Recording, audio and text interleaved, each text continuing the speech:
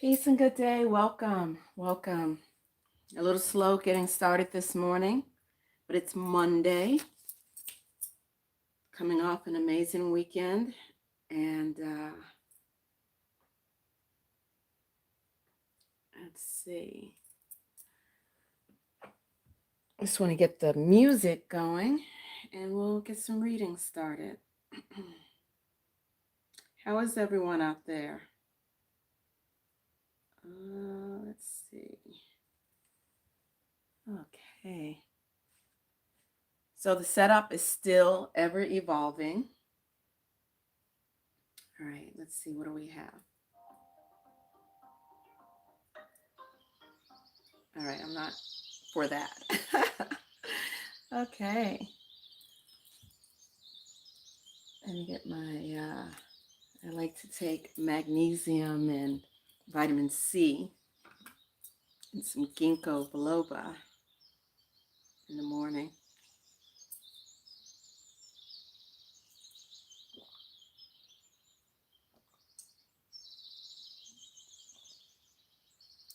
Okay. So as always, the Ankh that you see here was created by Naeem Davis, Ross Naeem of Infinite Treasures. You can find them on Instagram, Infinite Treasures LLC, Ross Naeem. And you can find them on Etsy. They have a really nice Etsy store. And you can find them on Facebook.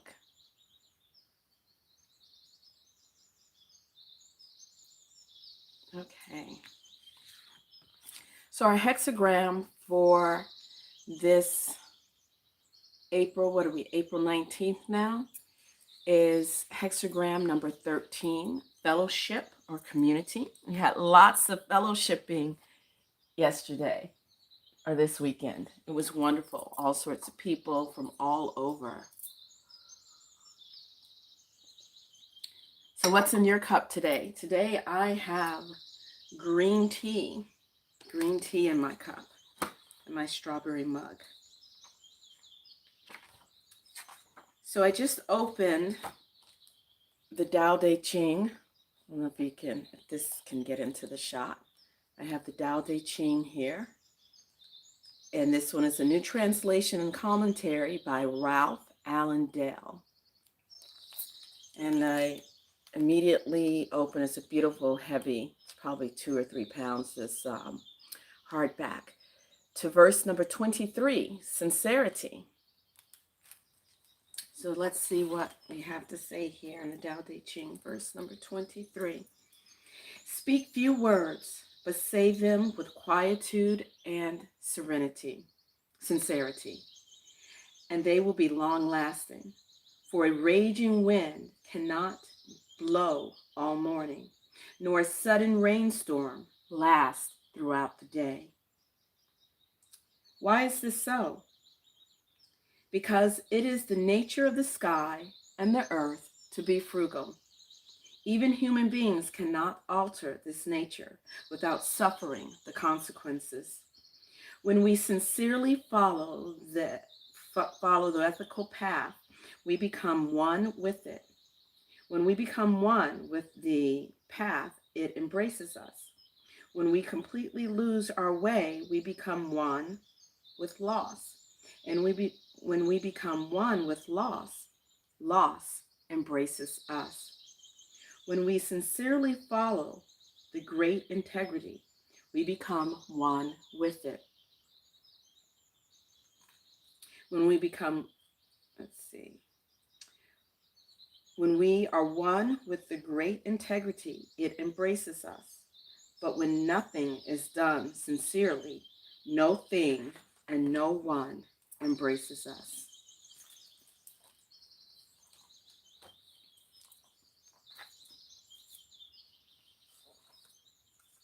We're going to check in with our ancestors and see which divine feminine speaks to us today. And we have Gildeptis, all about synthesis.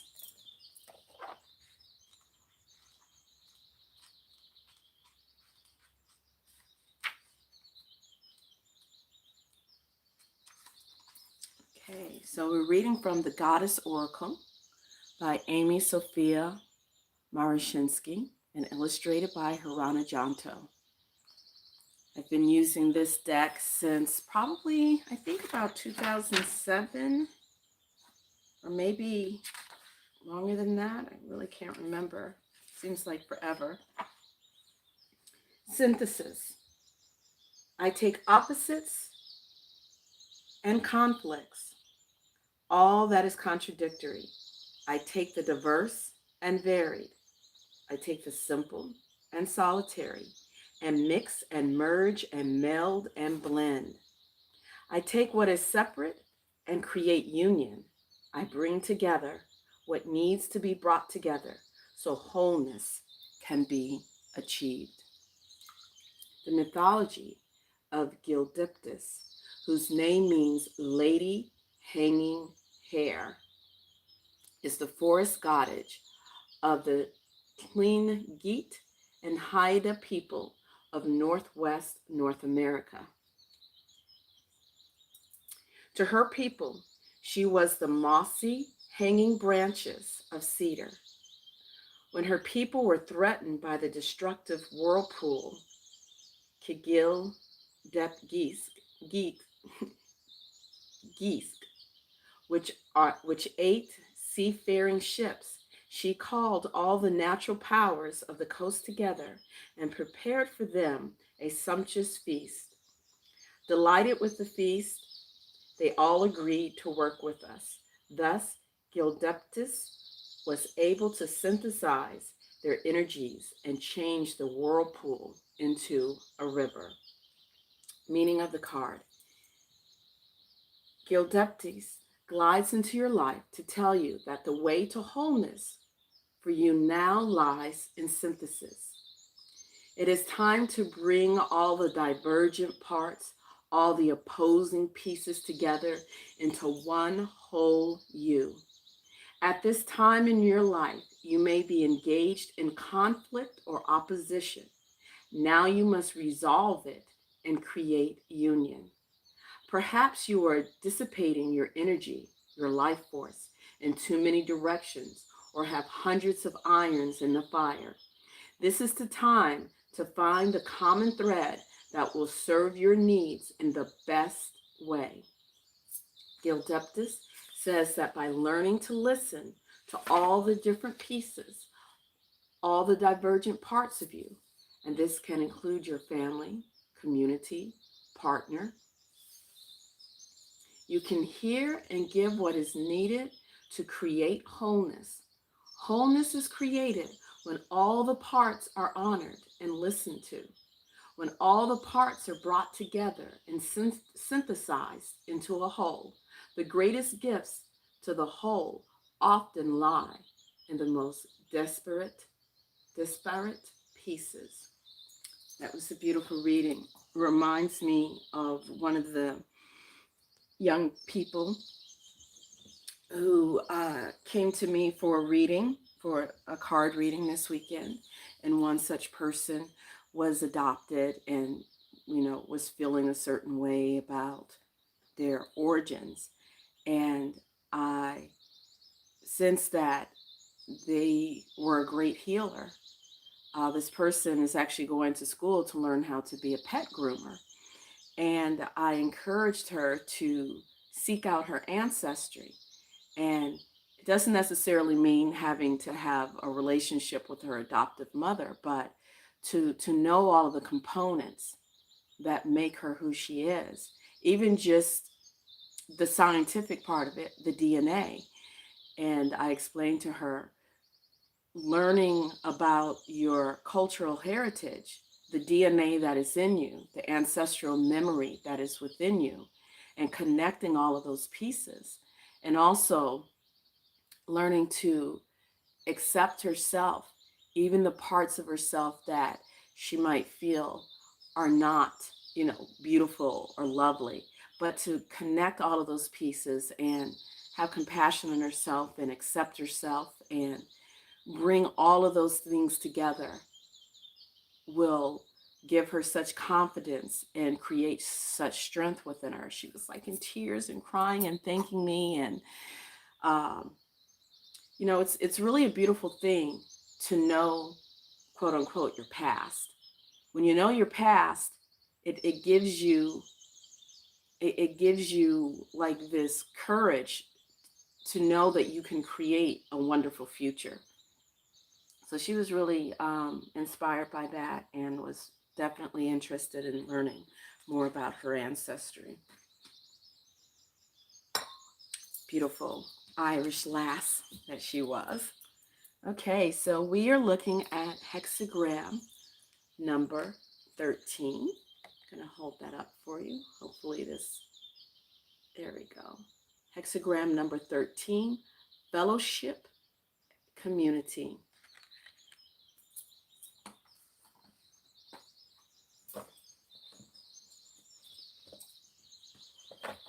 Okay, so what does Benabel Wen have to say about fellowship and community? We have in this hexagram, heaven over fire. Ooh, that is a sparkly combination. Heaven over fire. So we're going to look at the fire bagua. Does that say fire? Am I? Okay, yes it does. Okay, fire. Don't get this one often. Okay, fire. Radiance and eminence, innovation, cultivation, giving light, illumination, perspicacity, clarity, rapid movement, the sun, clinging dependent, intellect, logic. And of course, the element is fire. The direction is south. The season, the yellow path, cardinal summer. Season of Loshu 9 halls, autumn equinox, life aspect, ambition, honor, fame, reputation. It's quite interesting that is all of the fire element, very fiery element. Medically is related to the eyes, small intestine, cardiovascular, autoimmune, metabolic. The heart, the chakra is the heart chakra. Animal is the phoenix or the pheasant. The archetype is the general and the minister. I find that really interesting, the archetype. You have the general and you have the minister, two almost diametrically opposing sort of situations. The immortal is Lu Dongbin, patron of scholars, the literati, healers, high magic, and invoked for banishing and exorcisms. And of course, the empowered state is hexagram number 30. And the heaven bagua is creation, the creative force, the divine yang, strength and creativity, expansive energy, the sky, power, authority, the celestial kingdom, the immaterial and the intangible. And the element is metal. The direction is northwest, yellow path, season, cardinal, autumn, Loshu 9 hall, season, winter solstice, life aspect, fatherhood, blessings, allies, friends, opportunities.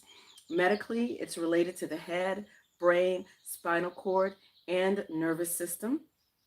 Mental or emotional states. The chakra is the crown chakra. The animal is the horse. The archetype is the philosopher or the sage. The immortal is Han Jiangji, patron of musicians. And I know I'm probably butchering the name, so please forgive me. Do not take offense. The empowered state of heaven is hexagram number 1.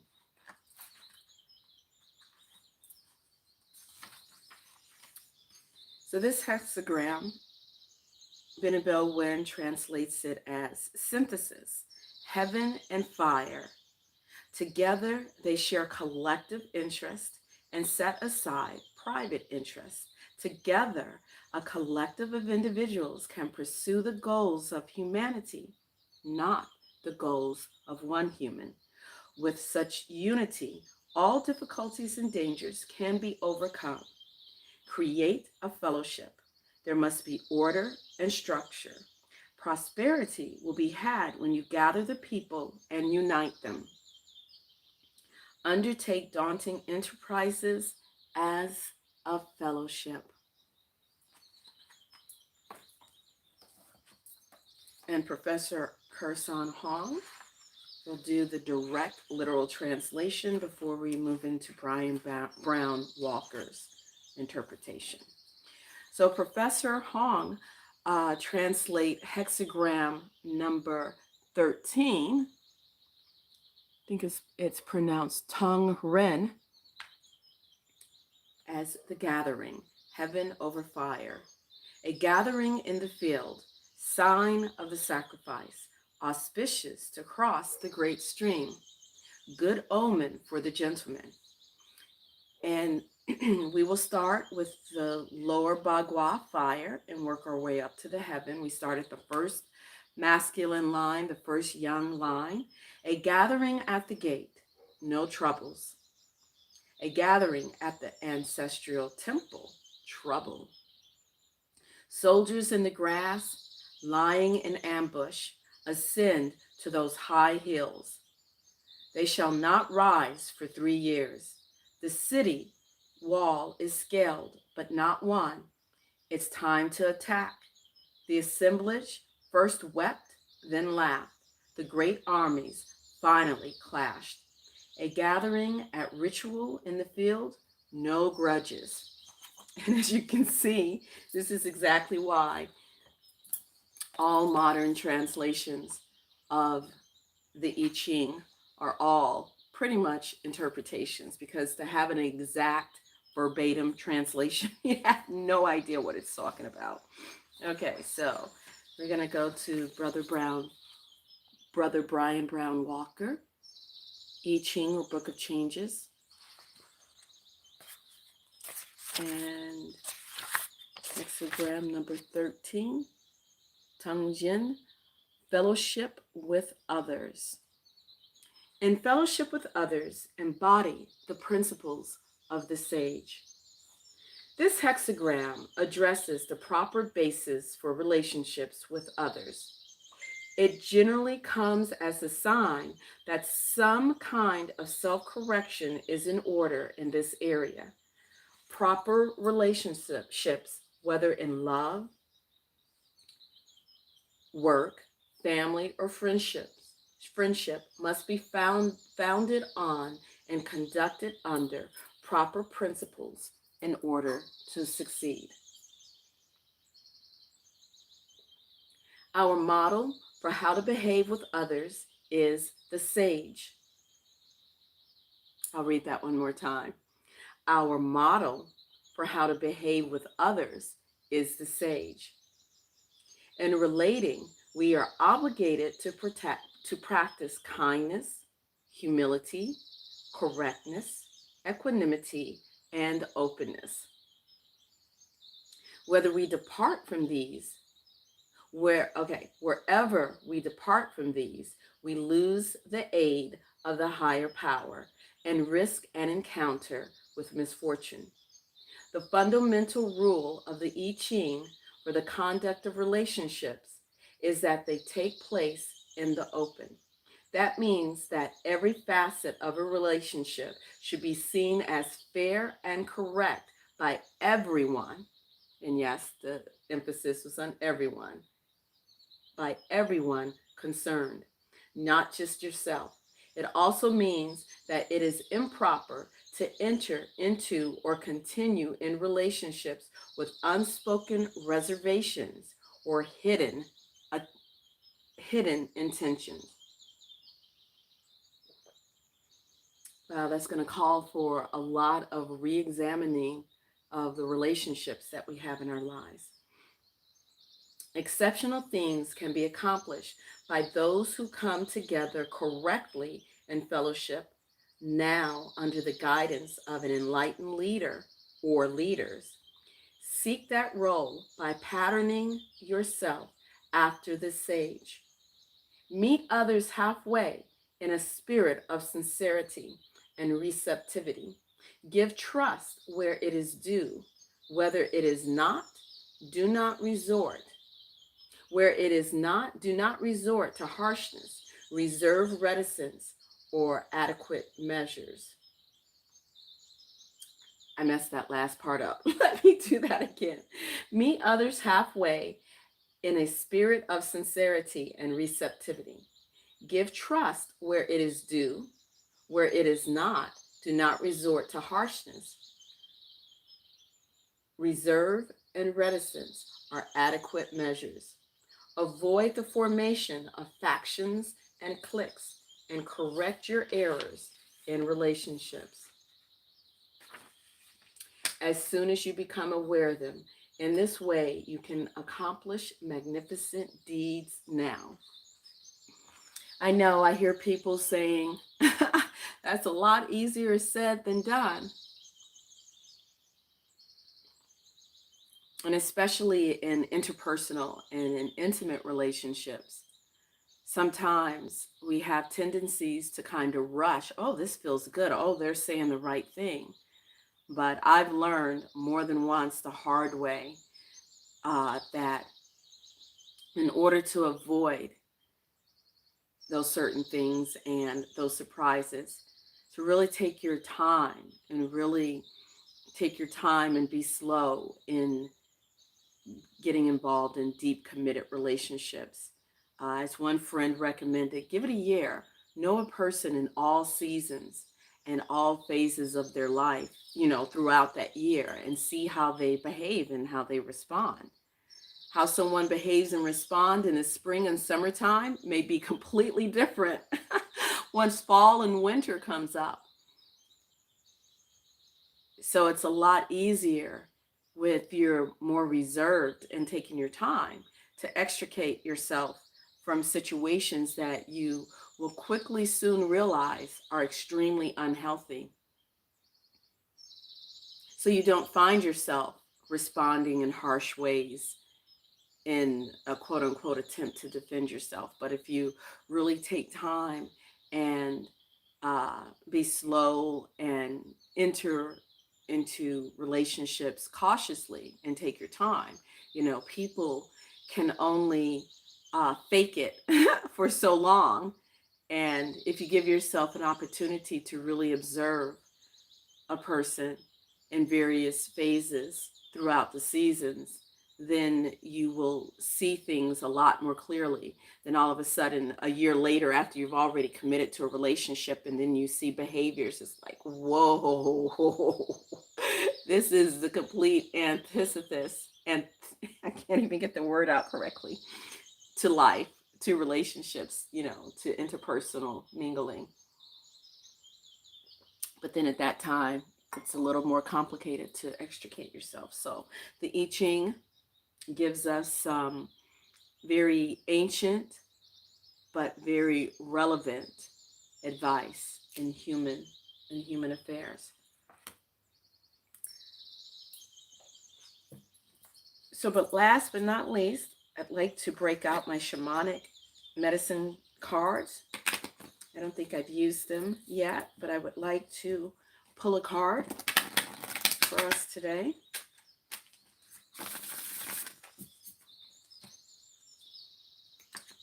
And see what Medicine Oracle has for us.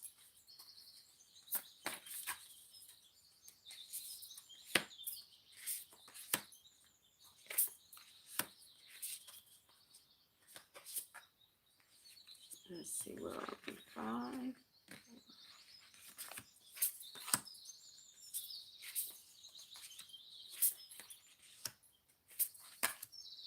And here we go. Bones for casting, divination. So what does the guidebook have to say about bones for casting? No, there is no there is no table of contents, so hopefully is alphabetically. Looks to be that way. Bones for casting. You You are being thrown a bone here. Ritual casting, cleromancy, of crystals, beans, sticks, or bones, and the interpretation of omens have always been used by shamans to assist with changes and challenges. It is time to open your eyes to the world around you. Stop relying on modern technology to answer life's questions. The world of spirit asks you to train your awareness on the natural messages that are staring you in the face. The true art of divination comes from being aware of everything around you. Make it a habit to ask the spirits and forces of nature for the advice you seek. They will hear your call and respond, but you need to take notice. To fully hone your intuition, to fully hone your intuition and trust what you see, go outside and observe by noticing the natural signs in falling leaves, cloud formations, animals, and stone formations. You will grow more sensitive to every aspect of the natural world and its magic. Your senses will come alive. So there you have it. That is bones for casting. So basically, if you're open to seeing, there's signs and symbols all around you, ready to point and guide you in the direction that you're to go. But in order for you to see them, I believe there's two things. You must be in a state of seeking and in a state of, being open to receiving messages. Some people notice the change, the time of clocks. Like for myself, I see 10:08, which is a very auspicious number for me. 10:08, 10 and then 08. A lot of times I've seen 33 pop up a lot, 444 or 555. For me, an abundance of 222. Figure out what those numbers mean for you. It's, we can all Google and we can ask people what are various things, but you can develop your own personal relationship with the divine and with nature, and understand when you ask a question or there's something heavy on your mind and you ask your holy guardian angel, God, source, what have you, your higher self, to provide you with the right answer. And a lot of times the right answer is right there in front of your face, but you don't like the answer. So you keep asking, hoping for the answer to change. I remember at this one situation, and I was reading my Lenormand cards, and I kept asking about this situation, and I was given the same answer every single time. I think I did it like 3 times, and eventually I just gave up. And exactly what the card said is exactly what happened. So, get your answer and accept it rather than to keep asking. I remember I did a card reading for myself once, and then several months later, I was sort of like in this big frantic emotional tizzy.